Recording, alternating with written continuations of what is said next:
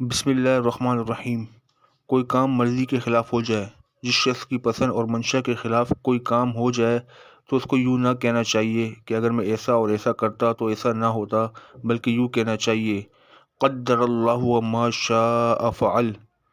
قدر اللہ وما شاء فعل ترجمہ: اللہ نے مقدر فرمایا اور اس نے جو چاہا کیا۔ فائدہ: عموماً گھروں میں لڑائی جھگڑوں کی بنیاد یہ ہوتی ہے کہ بیوی نے کوئی کام ایسا کر دیا جو شوہر کے مرضی کے خلاف ہو اور اس سے کچھ معمولی نقصان بھی ہو، تو شوہر صاحب ناراض ہو کر کہتے ہیں اگر تم یہ نہ کرتی تو یہ نہ ہوتا، یا گھر میں کام کرنے والی ملازمہ سے کوئی برتن ٹوٹ گیا تو مالکن ڈانٹ کر کہتی ہے اگر تم یوں نہ کرتی تو یوں نہ ہوتا۔ اس طرح کی سینکڑوں مثالیں ہمارے سامنے موجود ہیں اور ان کی وجہ تقدیر پر ایمان کی کمزوری ہے۔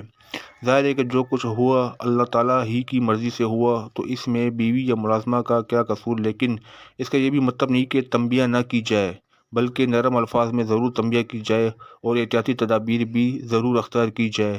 لیکن اگر کوئی نقصان ہو ہی گیا تو پھر اس پر بار بار طعنہ نہ دیا جائے اور کیوں ہوا پر زور نہ دیا جائے۔ البتہ آئندہ نہ ہونے کی مثبت اقدامات اختیار کیے جائے اور ساتھ ساتھ یہ مذکورہ بالا دعا ہر قسم کے نقصان پر اور خلاف طبع کوئی کام پیش آنے پر پڑھنی چاہیے اور اس دعا کے ترجمے پر بھی غور کرنا چاہیے تاکہ دل کو زیادہ تقویت حاصل ہو۔